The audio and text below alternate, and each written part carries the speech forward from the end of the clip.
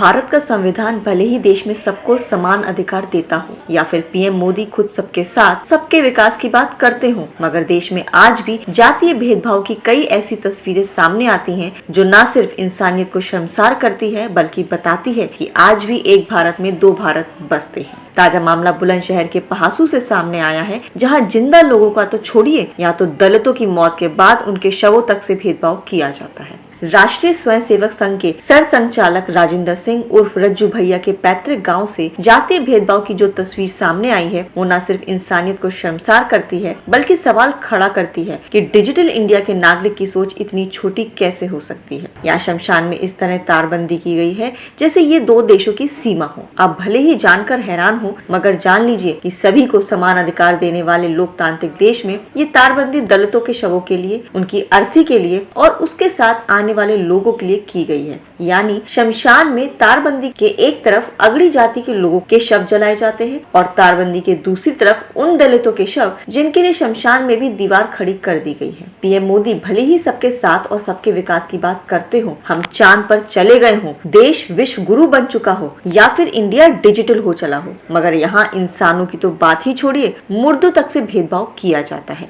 यानी बनेल गाँव में बने इस शमशान में मुर्दे की जाति देकर उसका अंतिम संस्कार किया जाता है। सवाल ये है कि जब संविधान समान अधिकार देता है, कानून समान अधिकार देता है, तो फिर समाज के ये कथित ठेकेदार कौन होते हैं? कौन होते हैं ये जो जीते जी इंसान से उसकी धन, उसकी जाति को लेकर भेदभाव करते हैं और मरने के बाद उसकी लाश से? ग्रामीण मानते हैं कि जातीय भेदभाव चलते इस तरह तारबंदी किया जाना गलत है, मगर जब यहाँ तारबंदी की गई होगी उस वक्त किसी की ओर से इसका मुखर होकर विरोध नहीं किया गया होगा, क्योंकि अगर किया गया होता तो बुलंदशहर के इस गांव से शायद ऐसी तस्वीर सामने नहीं आती। क्या कहना है सचिन राघव, एक ग्रामीण का, सुनिए। ये शमशान भूमि एक ही चौतरा था पहले, इसको इन्होंने तारकसी इस वजह से की है, इसको दो भागों में विभाजित कर दिया गया है। एक साइड एससी की लाशें फूकती हैं, एक तरफ जनरल की लाशें फूकती हैं, तो इसको तारकसी करके इन्होंने दो भागों में विभाजित कर दिया गया जो कि कायदे में नहीं होना चाहिए। क्या कहते हैं गौरव चौहान, ग्रामीण, सुनिए। जी, ये ऐसा है कि प्रधान ने शमशान बनवाया था, एक तरफ एससी कास्ट के लिए करा दिया और एक तरफ जर्नल के लिए, बीच में तार लगवा दिया। इससे थोड़ा जातिवाद का विवाद हो सकता है, तो ये हम चाहते हैं कि ये नहीं होना चाहिए।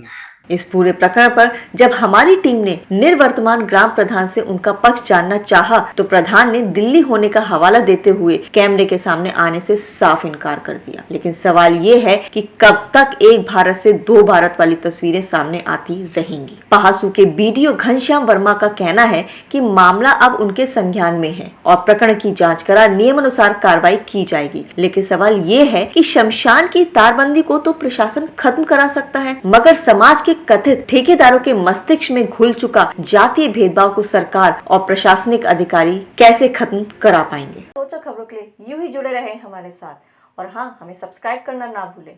नीचे दिए बेल आइकन को जरूर